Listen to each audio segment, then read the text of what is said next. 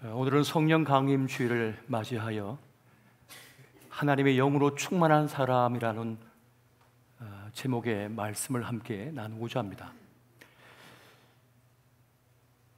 성경을 보게 되면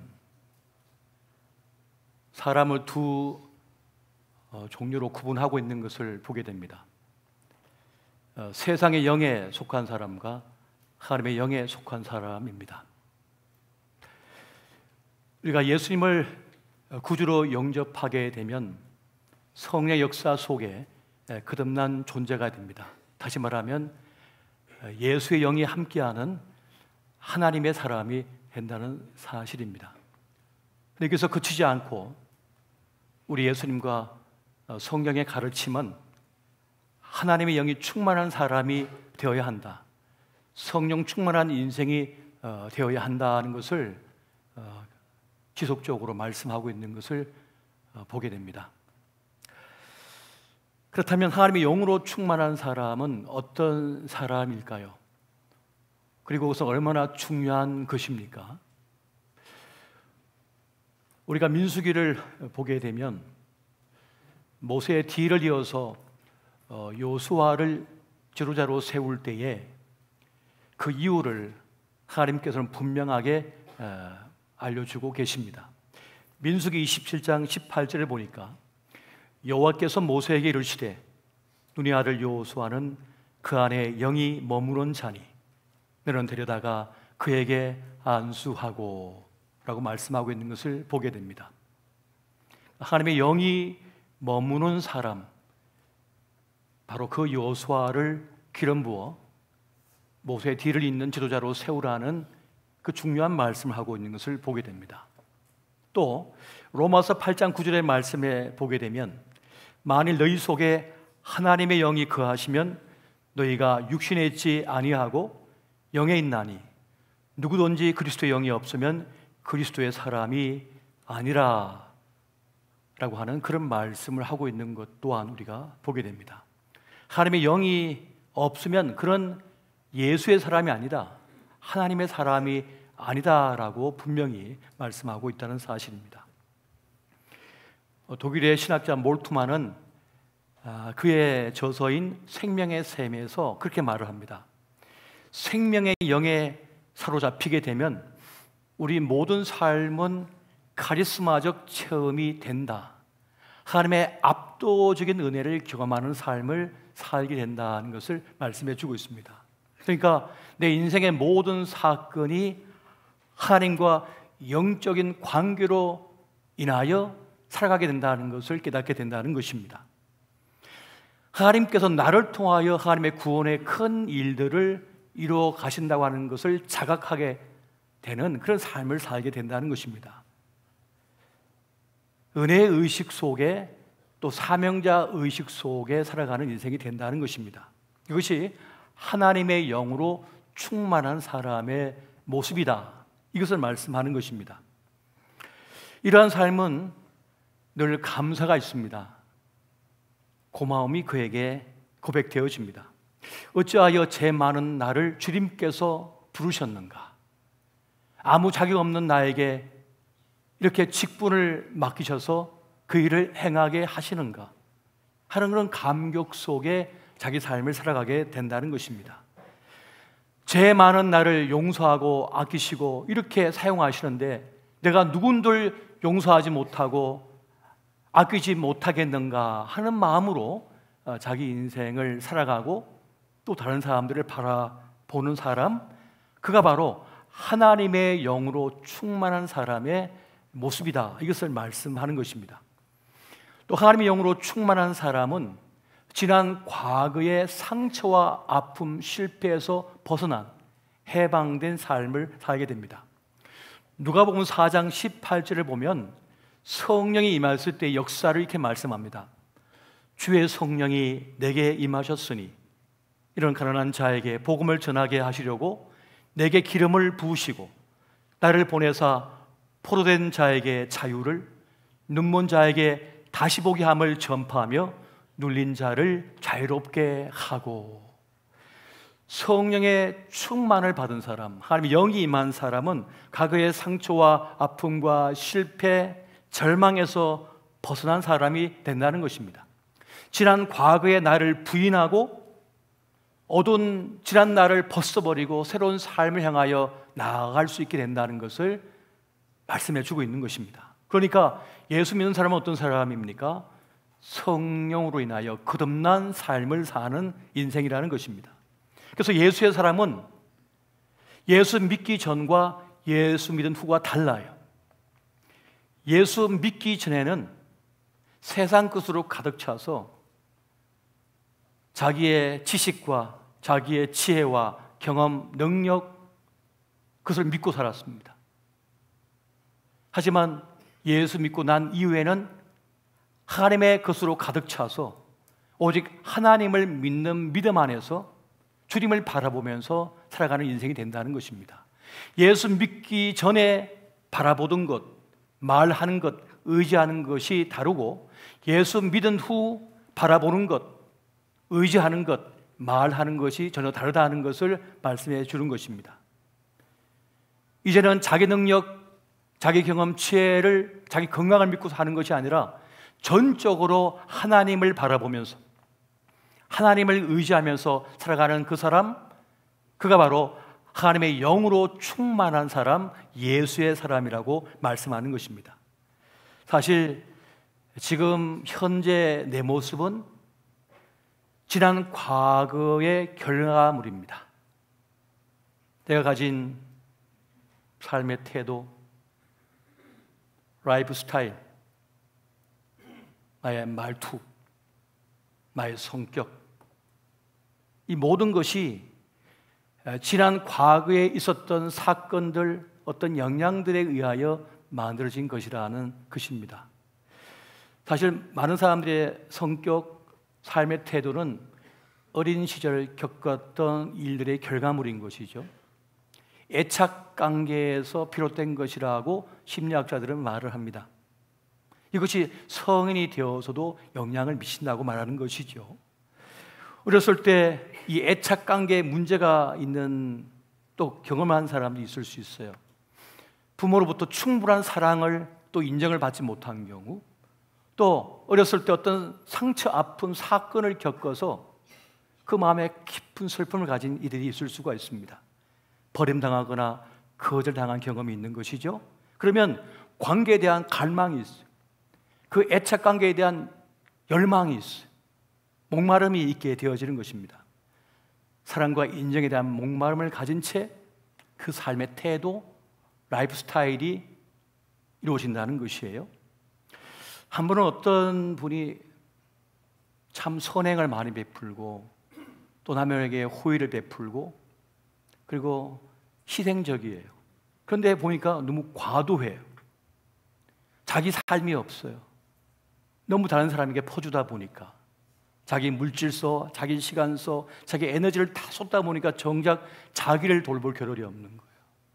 그래서 상담을 했더니 남에게 호의를 베풀고 선행을 베풀고 헌신하는 것이 잘못된 겁니까? 라고 이렇게 질문을 도리어 해요. 그런데 사실 어떤 이들은 다른 사람에게 과도한 사랑을 베풉니다. 희생적이에요. 근데 그 이유는 뭐냐면 그 사람들에게 인정받고 싶어서, 사랑받고 싶어서, 내가 100을 퍼주면 50이라도 돌아오겠지.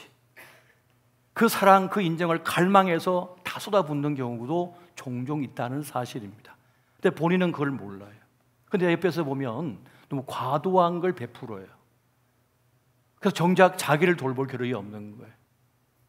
바로 그러한 문제도 있다는 것입니다. 누구든지 건강한 자존감이 필요합니다. 스스로 자기의 존재 가치, 존재 의미를 바르게 세울 필요가 있다는 것이죠. 자존감이 높은 사람하고 나르시스트가 이 자기 도취적인 사람이 비슷하게 보일 때가 있습니다. 하지만 두 사람은 명확하게 구분되어집니다. 나르시스트는 사실 이 자기 도취자는 자존감이 바닥에 있는 사람입니다. 완전히 반대예요. 자존감이 높은 사람, 건강한 자존감을 가진 사람은 실력도 출중하지만 그 옆에 있어도 사람이 편안합니다. 나무라 탁월한 능력을 가졌음에도 불구하고 다른 사람들과 어울리는데 문제가 없어요. 다른 사람의 불편함을 느끼지 않아요. 그런데 이 나르시스트, 자기 도취자를 만나면 옆에 있는 사람들이 불편함을 느끼기 시작합니다. 왜냐하면 이 나르시스트는 자기에게 집착하고 자기만 높아지고 자기만 인정받기를 원하기 때문에 그렇습니다. 그래서 자신을 과시해요. 다른 사람을 깔아뭉개서 희생시켜서라도 자기가 중요한 인물이라고 하는 것을 느끼고 싶어해요. 그 다른 사람을 희생시키는 것입니다. 그래서 이 나르시스트들이 하는 말이 있어요. 입에 달고 사는 말이 있는데 이 말입니다. 어딜 감히 내가 누군 줄 알고, 이런 말을 한다면 그런 나르시스트입니다. 자기 존재감이 건강하게 높은 사람이 아니라는 것입니다. 건강한 자존감을 가진 사람은 굳이 자신을 증명할 필요가 없습니다. 그냥 충실하게 자기 삶을 살아갈 뿐이에요. 그리고 그것이 다른 사람에게 건강한 에너지가 됩니다. 다른 사람도 편안을 누리게 되는 것이에요. 제가 15년 이상 우리 젊은 청년들을 상담을 해봤잖아요. 일주일에 이틀은 꼬박 아침부터 저녁까지 상담을 했단 말이에요. 그래서 만나보면 참 괜찮은 친구인데, 이만하면 정말 멋진 사람인데 이 자존감이 낮은 그런 청년들이 있어요. 그래서 살펴보게 되면 그 자존감이 낮은 사람의 심리 상태가 있습니다. 먼저는 칭찬을 불편하게 여깁니다. 자기 스스로 자기를 하찮게 여기고 있기 때문에 다른 사람이 자기를 칭찬하면 그걸 불편하게 여겨요. 그리고 그걸 의심해요. 날 가지고 장난치나? 난 형편없는 인간인데 왜 나를 칭찬하지? 난 잘한 게 없는데. 자존감이 너무 낮다 보니까 그걸 받아들일 수가 없는 거예요. 또 늘 책임을 자신에게 돌려버리는 경향을 보입니다. 다른 사람이 실수했어요. 다른 사람이 문제를 일으켜서 그 일이 안 됐는데 자기 탓이라고 여겨요. 오늘같이 뭐 천재지변이나 아니면 날씨가 좋지 않아서 어떤 걸 할 수가 없을 때 그거는 날씨 탓인데 그것조차 자기 탓이라고 여겨요. 난 원래 잘 될 리가 없어. 내가 있는 곳은 원래 안 되는 거야 라고 하면서 한없이 자기를 학대하고 자기를 나쁘게 여깁니다. 그렇게 혹독하게 자기를 다루기 때문에 마음이 편할 리가 없는 거죠. 또 더 나아가서는 사람들의 눈치를 너무 많이 봐요. 그냥 자기가 결정하고 자기가 선택했으면 됐는데 남들이 어떻게 여길까? 나를 어떻게 생각할까? 내가 자동차를 샀는데 검정색을 했는데 잘못 샀다고 말하지 않을까? 내가 오늘 드레스를 입었는데 이거는 드레스가 화려하다고 누가 뭐라 하지 않을까? 자꾸만 남의 눈치를 살피는 거예요. 그래서 자기 만족보다 다른 사람의 평판을 더 중요하게 여겨서 자기 행불행을 다른 사람에게 맡겨버립니다. 또 남에게 의존적인 것이죠. 이런 모습을 보이는 것을 봅니다. 또 한편으로는 다른 사람이 자기를 안 좋게 여긴다고 생각해요. 나쁘게 본다고 여겨요. 종종 카페에서 다툼이 일어나서 경찰서로 가는 이들이 있어요. 그래서 왜 싸웠습니까? 왜 서로 멱살 잡았습니까? 그랬더니 쳐다봤대요. 커피 마시다 이렇게 쳐다봤다는 거예요. 근데 쳐다보는 눈빛이 마음에 들지 않더라는 거예요. 두 눈 가진 사람이 이리저리 보다 보면 눈이 마주칠 수 있는데 자기를 나쁘게 봤다는 거예요. 자존감이 낮게 되면 다른 사람이 나를 나쁘게 본다고 생각해요. 나를 비웃는다고 여겨요. 지금 저 웃는 거 날 비웃는 거야? 지금 표정 짓는 거 날 싫어서 지금 표정 짓는 거야? 부정적으로 보는 거죠. 그래서 조금의 비판도 문제의 지적도 용납할 수가 없어서 폭발해버리는 그런 경향을 보이는 것을 봅니다. 그래서 이런 사람들은 다른 사람의 사랑과 인정에 목말라 하는 거예요. 갈망하는 거예요. 그래서 어떻게든 인정받고 싶어서 자기보다 좀 더 나은 사람, 좀 앞서간 사람이면 시기하고 질투하고 그 때문에 고통스러워하는 그런 경향을 볼 때가 많습니다. 그 어떤 이들은 모든 걸 속으로 사귀는 경우도 있습니다. 자기를 다 사귀어버리는 거예요. 억울한 일을 당해도 이용당해도 다 사귀어버리는 거죠. 그걸 방치해버리는 거예요. 부탁을 받으면 거절을 못해요. 그 사람을 싫어할까 봐. 못하면 못한다고 얘기해야지. 무조건 예스 해가지고 나중에는 해내질 못하니까 서로 힘들고, 근데 거절을 못하는 그런 모습을 볼 때가 참 많습니다. 사람들에겐 자기도 모르는 자기 혐오의 심리가 있대요. 자기를 자기가 잘 알거든요. 여러분, 거울 앞에 서서 오늘 아침에 나올 때 오늘 지금 화장이 잘 먹었는지, 오늘 헤어스타일이 잘 됐는지 다른 사람은 몰라요. 본인만 아는 거거든. 근데 자기가 마음에 안 드는 거예요. 오늘 한 가닥이 이렇게 내려왔어야 예쁜데 오늘 제대로 안 된 거예요. 오늘 립스틱이 제대로 그려져야 되는데 좀 약해. 근데 다른 사람은 아무도 모르거든요. 자기 혼자 자기를 비난하는 거예요. 에이, 못난 거 오늘 화장 왜 이렇게 못했어, 오늘 왜 이렇게 헤어스타일이 엉망이야. 자기 혼자 비난하고 있어. 자기 혐오의 심리가 작동되고 있다는 것입니다. 너무 자존감이 낮아버리면 자기가 기르는 반려동물은 잘 돌보면서 정작 자기는 돌보지 못하고 방치할 수도 있습니다. 자기를 존중하게 여기고 자기 가치를 인정해야 되는데 자기를 그냥 폄훼해버리는 거예요. 자기를 비난해버리는 거예요. 이런 심리가 사람에게 있다는 것입니다. 자기를 존중하지 않는 사람은 다른 사람도 제대로 존중할 수 없고 삶을 제대로 살아갈 수 없게 되어집니다. 그렇다면 도대체 해결책은 어디에 있는 것일까요? 어떻게 하면 이 악몽에서 벗어날 수가 있는 것일까요? 누구든지 자기 삶을 기꺼이 바칠 수 있는 어떤 가치, 의미를 발견할 때라야 그것에서 벗어날 수가 있게 되어집니다. 톨스토이가 그런 말을 했어요. 인생 존재의 참 비결은 살아있다는 사실이 아니라 무엇을 위해 살아가야 할지를 아는 데 있는 것이다. 그냥 내가 숨쉬고 살아있다고 하는 것이 아니라 내가 무엇을 위해 살아가야 할지 제대로 알 때, 그때라야 건강한 자존감을 가지고 자기 삶을 살아낼 수가 있다는 것을 말하는 것입니다.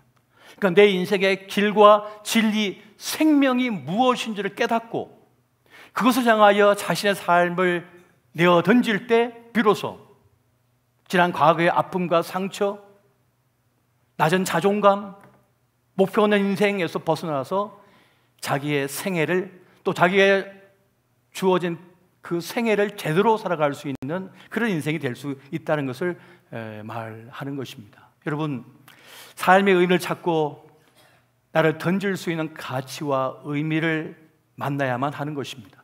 삶의 가치, 존재를 만나면 자기 삶을 존중하게 되고 자기를 관리하는 사람이 됩니다. 자기를 제대로 돌보는 사람이 될 수 있게 되어지는 거예요. 자기가 살아야 할 분명한 이유를 아는 사람은 시간 낭비를 하지 않습니다. 헛된 것에 마음을 뺏기지도 않습니다. 어디에 중독되지도 않습니다. 그 길을 갖기도 바쁘기 때문에 그렇습니다. 책임과 보람과 가치를 느끼는 일, 그 일을 찾은 사람은 눈빛이 달라요. 걸음걸이가 달라요. 살아있어요. 생기가 돌아요. 말이 분명한, 태도가 분명한 거예요. 방향을 알고 현재 내가 서 있는 지점을 아는 사람은 뭘 더 준비해야 될지도 알고 무엇을 버려야 될지도 알고 마땅히 가야 할 그 길을 걸어갈 수 있는 용기와 담담을 가지고 나아갈 수 있게 되어지는 것입니다. 내가 가야 할 방향을 알고 내가 서 있는 지점을 알면 자기를 다스리기 쉬워요. 관계를 정리할 수 있어요. 제대로 자기 삶을 살아낼 수가 있다는 것입니다. 지난 과거의 실패와 아픔, 원망과 절망에서도 탈출할 수 있어요.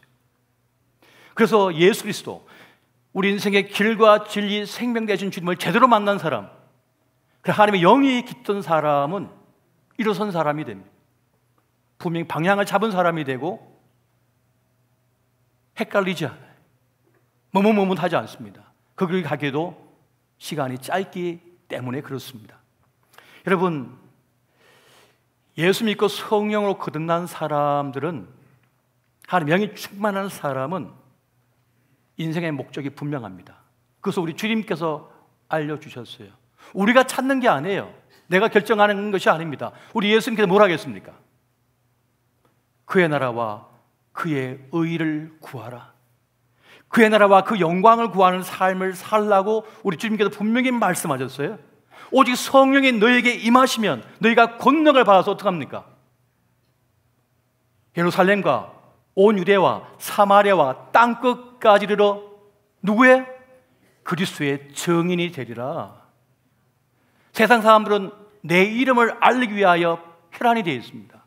발버둥 치고 있습니다. 그래서 이 바위에다가 자기 이름을 막 새기고 난리도 아니잖아요. 유럽 관광지에 가도 한국 사람들이 자기 이름을 적어놓고 오더라고요. 그렇게 자기를 알리고 싶은가 봐. 근데 그리스도 예수의 사람은요, 더 이상 자기를 알리지 않습니다. 자기를 드러내지 않습니다. 누굴 드러냅니까? 그리스도 예수의 이름을 드러내요. 그 이름을 증거한 일에 앞장서요. 자기의 에너지를 쏟아내요. 그것 때문에 헷갈릴 겨를이 없는 거예요. 분명한 삶을 살게 된다는 사실입니다. 그렇게 하나님의 영이 깃든 사람, 하나님의 영에 충만한 사람은 고난도 고난으로 여기지 않고 유익으로 여겨버립니다. 왜? 하나님의 영은 지혜의 영이시기 때문에 그 고난의 실체를 깨닫게 만들어버립니다. 사람들은 산불은 절대 안 나야 된다고 생각한대요. 자기 인생의 산불은 절대 나면 안 된다고 생각한대요.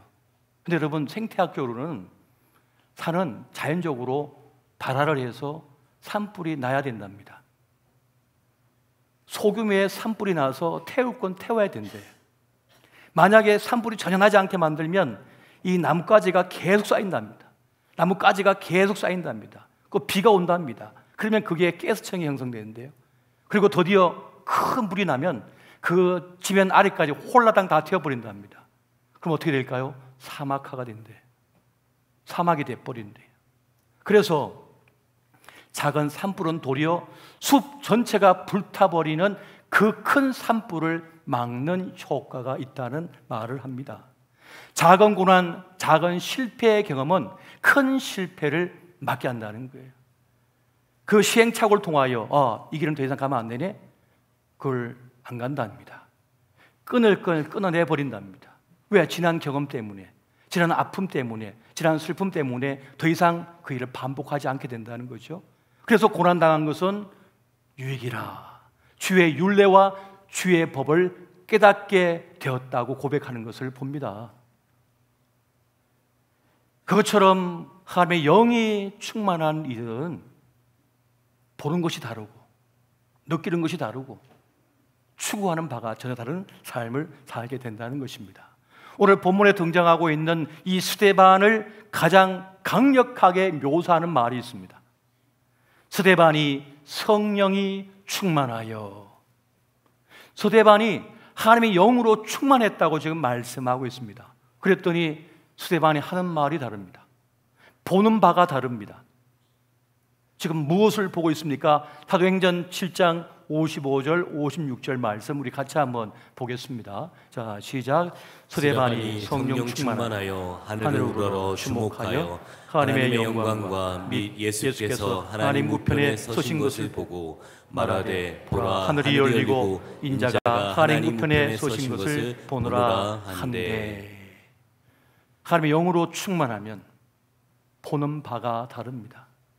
자기를 향하여 비난하고 핍박하고 돌을 던지는 그들을 보는 것이 아니라 하나님을 바라봐요.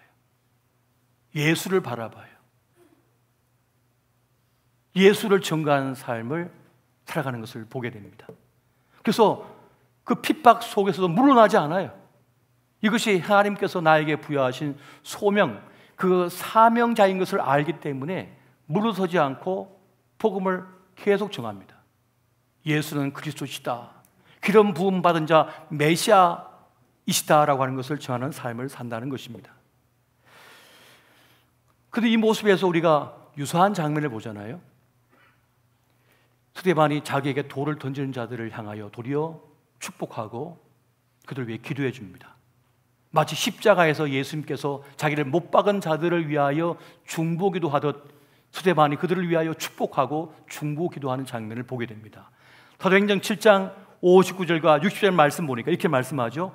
그들이 돌로 스데반을 치니 스데반이 부르짖어 이르되 주 예수여 내 영혼을 받으시옵소서 하고 무릎을 꿇고 크게 불러 이르되 주여 이 죄를 그들에게 돌리지 마옵소서 이 말을 하고 자니라.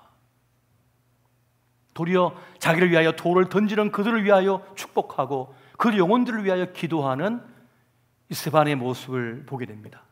여러분, 하나님의 영으로 충만한 사람은 보는 바가 다릅니다. 느끼는 바가 달라요. 그리고 말하는 바가 달라요. 전혀 다른 그러한 모습을 여기서 우리가 발견할 수 있게 되어집니다.